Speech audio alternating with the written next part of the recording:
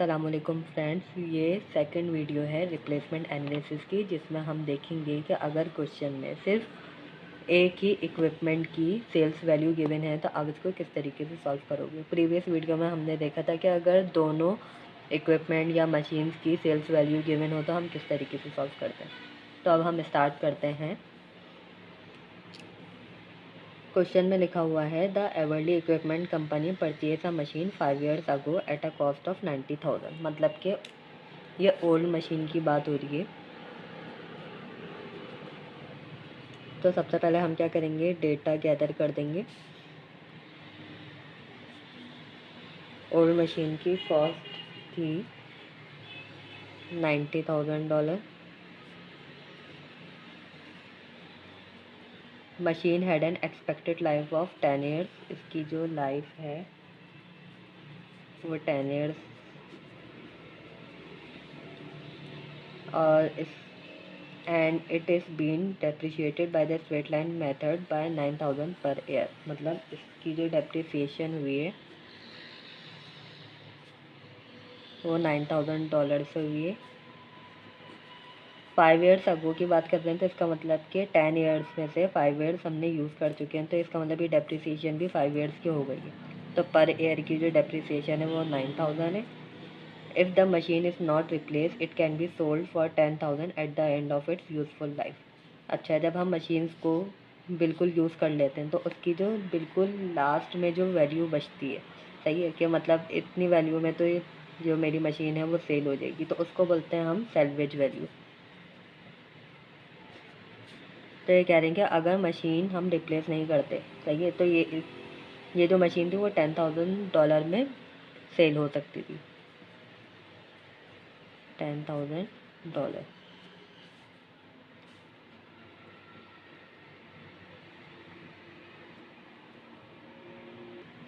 फिर उसके बाद a new machine can be purchase for ₹150,000। तो अब हम न्यू मशीन का डेटा बनाते हैं।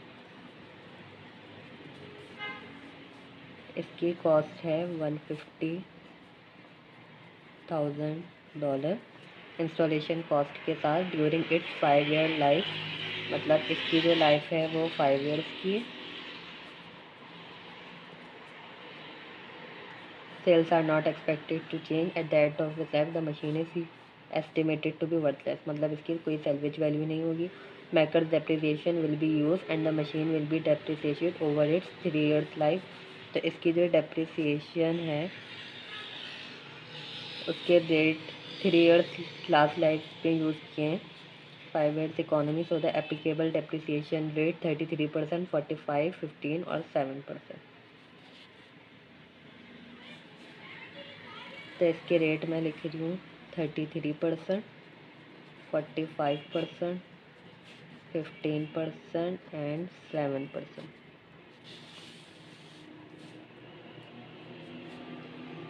फिर आगे लिखा हुआ है the old machine can be sold for $55,000। तो ओल्ड मशीन की सेल्स वैल्यू दी हुई है $55,000। The firm tax rate is 35%। जो टैक्स है वो 35% है और वेक हमें दिया हुआ है 16%।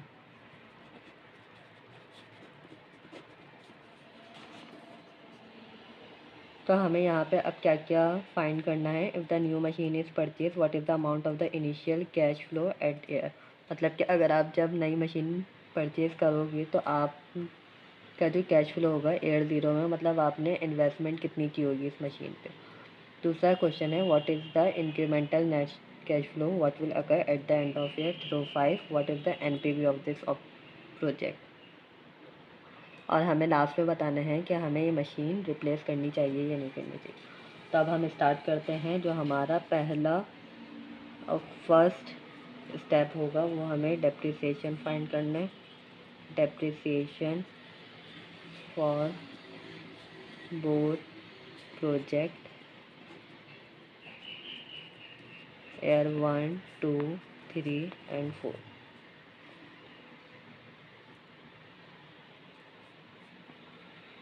सबसे पहले हम न्यू मशीन का लिखेंगे। न्यू मशीन की जो हमारे पास वैल्यू है वो $150,000 है और रेट हमारे पास ये है $150,000 33%, 49,500, 45%, 67,500, 15%, 22,500,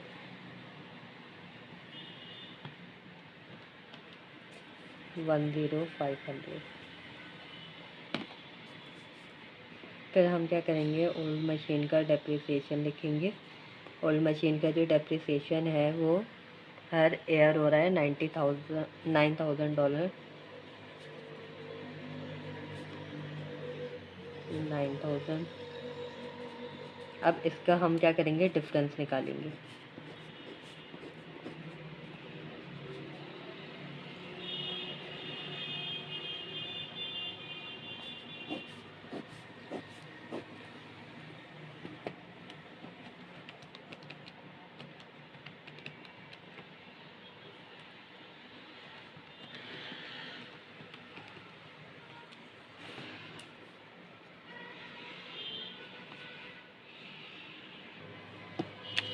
अब क्वेश्चन की फर्स्ट रिक्वायरमेंट है कि आपको बताना है कि जब आप नई मशीन परचेज़ करोगे तो आपकी इन्वेस्टमेंट कितनी होगी। सही है, इनिशियल कैश आउटफ्लो कितना होगा। तो आप इसे कैसे फाइंड करोगे, cash outflow of new machine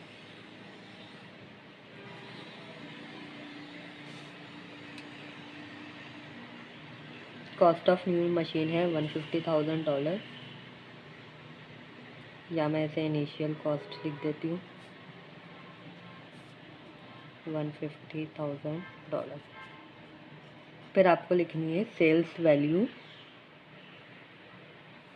old machine की, सेल वैल्यू ओल्ड मशीन की। आपको ये वाली वैल्यू नहीं लिखनी। अब मैं आपको बताती हूँ किस तरीके से फाइंड करना है। ये वैल्यू लिखनी है और जो रिमेनिंग होगी वही इनिशियल कॉस्ट होगी। सबसे पहले आप क्या करोगे, बुक वैल्यू फाइंड करोगे। यहाँ पे मैं वर्किंग कर रही हूँ इस वैल्यू के लिए।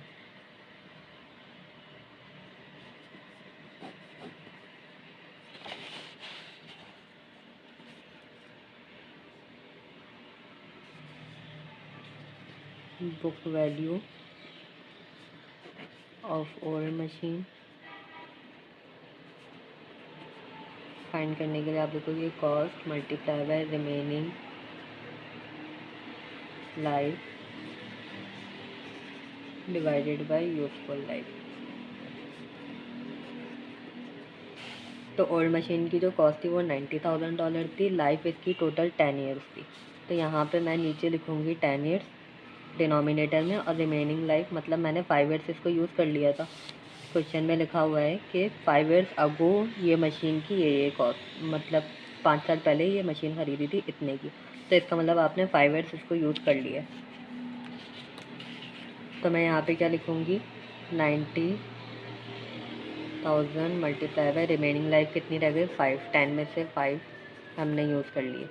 तब इसकी क्या, 90,000 multiply by 5 divided by 10, 45,000।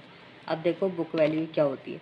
Book value का मतलब ये होता है कि जब आप बैलेंस शीट बनाते हो, सही है, बैलेंस शीट में एसेट में से एक्यूमुलेटेड डेप्रिसिएशन माइनस कर दो, तो जो उसकी रिमेनिंग वैल्यू बचती है एसेट की डेप्रिसिएशन को माइनस करके, वो आपकी बुक वैल्यू होती है।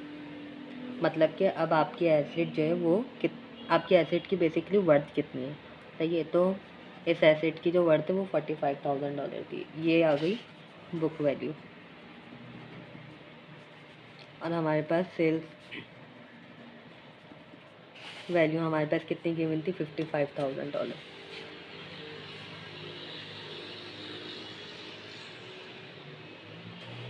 मतलब कि देखो आपकी जो एसेट की जो वैल्यू रिमेनिंग बची हुई थी वो $45,000 थी, लेकिन जब आप इसको सेल करने गए तो $55,000 की सेल हुई है। तो आप क्या करोगे, सेल वैल्यू को माइनस कर दोगे बुक वैल्यू से, मतलब ये $55,000 को माइनस करोगे $45,000 से, तो हमारे पास कितना आएगा 10,000। इसका मतलब ये जो 10,000 है ये आपको गेन हुआ है।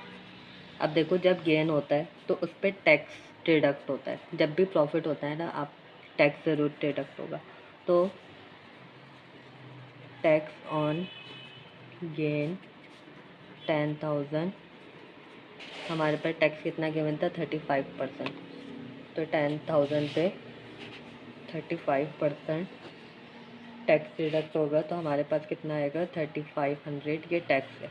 अब हम क्या करेंगे, ये जो सेल वैल्यू थी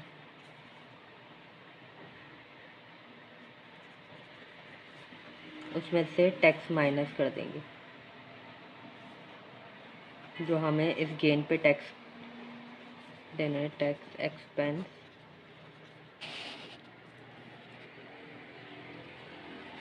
ऑन गेन। तो ये जो 55,000 था सेल, उसमें से 3,500 माइनस कर देंगे, तो अब हमारे पास जो वैल्यू है 51,500, मतलब ये सेल वैल्यू है गेन को हटा के। तो अब ये जो सेल वैल्यू ओल्ड मशीन है वो हमारे पास आ रही है 51,500। इसको आप इधर 150,000 में से माइनस कर दो, 51,500 98,500। इसका मतलब जब आप न्यू मशीन परचेज़ करोगे तो आपकी बेसिकली जो कॉस्ट थी वो तो ये थी, सही है। लेकिन जब आप ओल्ड मशीन पर बेचोगे या सेल करोगे तो वो भी तो आएगी ना आपके पास, ये कॉस्ट भी तो आपके पास आएगी। तो आप इसको डिडक्ट करोगे तो इसका मतलब जो एक्चुअल में जो न्यू मशीन की कॉस्ट है वो इतनी है, सही है। तो ये जो कॉस्ट है, the initial cash flow at year 0। अब नेक्स्ट क्वेश्चन हमारे पास दिया हुआ है, what are the incremental net cash flow. देखो, इंक्रीमेंटल का मतलब ये होता है बेसिकली कि ओल्ड मशीन का जो इनफ्लो होगा और न्यू मशीन का जो इनफ्लो होगा, उन दोनों का डिफरेंस हमें निकालना है, सही है। तो लेकिन देखो, हम जो ओल्ड मशीन है उसका इनफ्लो नहीं निकाल सकते। क्यों नहीं निकाल सकते? क्योंकि हमारे पास यहाँ पे ऑपरेटिंग एक्सपेंस नहीं दिए हुए, डेप्रिसिएशन दिया हुआ है ये, लेकिन हमें ऑपरेटिंग एक्सपेंस नहीं दिया हुआ और बहुत सारी चीज़ें जो नहीं दी हुई। लेकिन यहाँ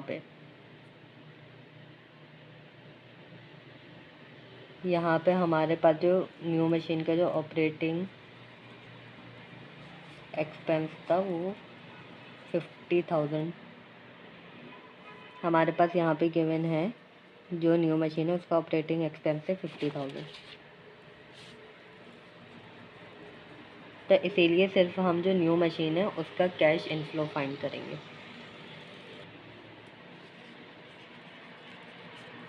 cash inflow of new machine, year हमारे पास होंगे 1 2 3 4। अब हमारे पास जो cash inflow of new machine थी उसका सेल्स गिवन है, सही है। तो हम क्या करेंगे, हमारे पास सिर्फ ऑपरेटिंग एक्सपेंस गिवन है तो हम ऑपरेटिंग एक्सपेंस से स्टार्ट करेंगे। ऑपरेटिंग एक्सपेंस हमारे पास है $50,000 न्यू मशीन का, 50,000।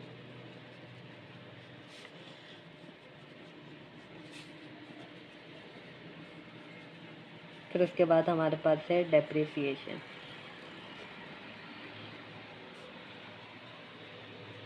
डेप्रिसिएशन हमने यहाँ पे फाइंड किया था न्यू मशीन, जो हमने यहाँ पे डिफरेंस फाइंड किया है वो हमें यहाँ पे लिखना है। 40,500 58,500 अब यहाँ पे हम डिफरेंस इसीलिए लिख रहे हैं क्योंकि ओल्ड मशीन का तो हम कैश इनफ्लो नहीं लिख रहे, सही है। तो इसीलिए हम यहाँ पे इसका डिफरेंस लिख रहे हैं 13,500 1,500। अब हम इसको माइनस करेंगे तो हमारे पास EBIT आएगा।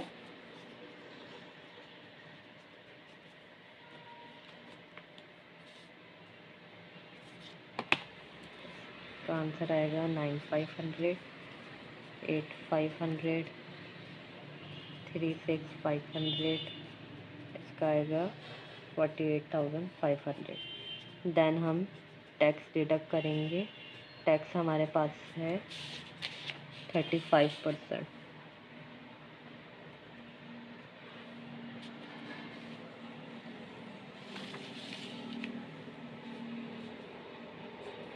EBIT का हम 35% लेंगे। 9,500 माइनस 9,500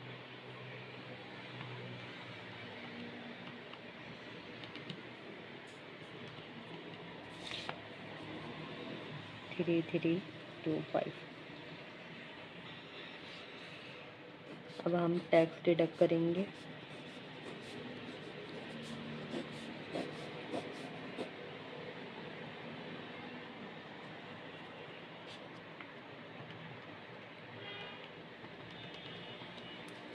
सिक्स 1,7,5 8,500 माइनस 2,975 36,500 माइनस 12,775 23,725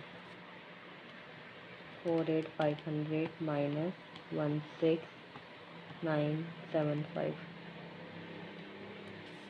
31,525।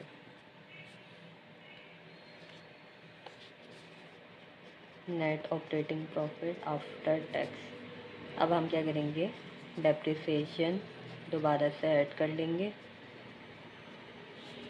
40,500 58,500 13,500 और 1,500।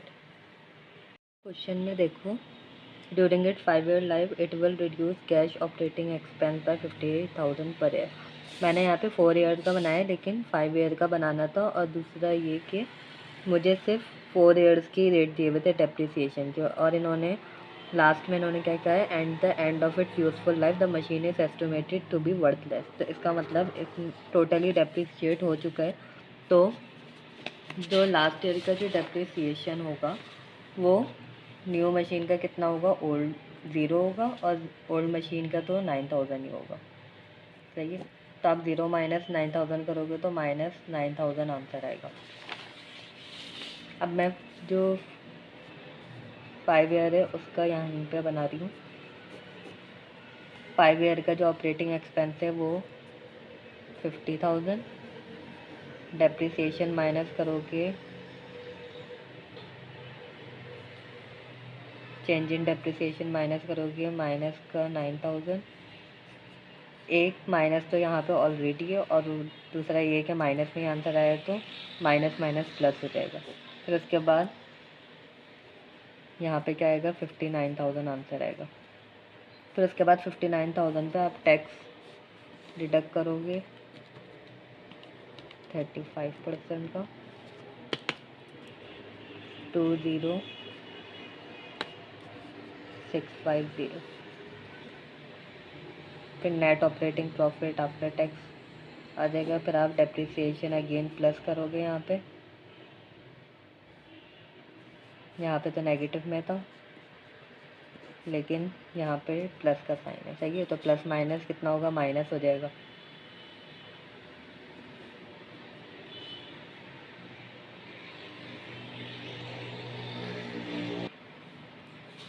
अब आप यहाँ पे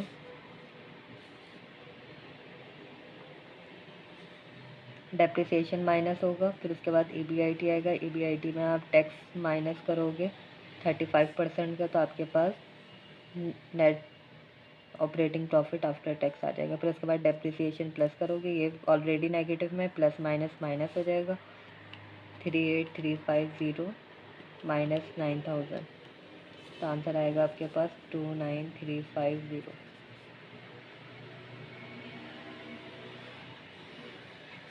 तो ये आपके पास आ जाएगा net cash inflow.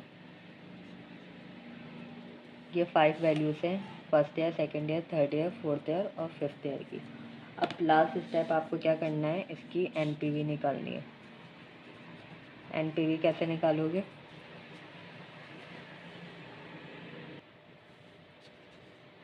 Four six six seven five one plus, यहाँ पे आपको पे वेट दिया हुआ है 16%।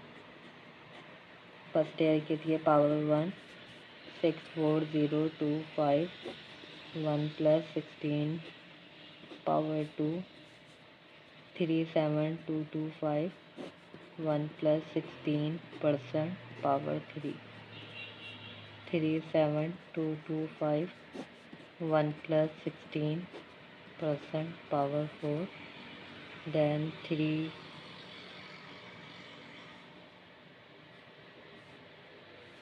यहाँ पे 33025, लास्ट वैल्यू है 29350 डिवाइडेड बाय 1 + 16 पावर 5।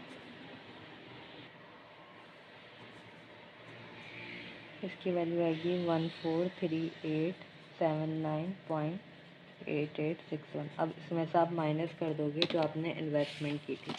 इन्वेस्टमेंट आपकी कितनी थी, 98,500, जो न्यू मशीन पे आपका आउटफ्लो था।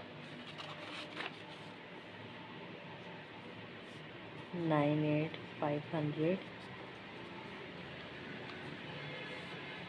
माइनस 98,500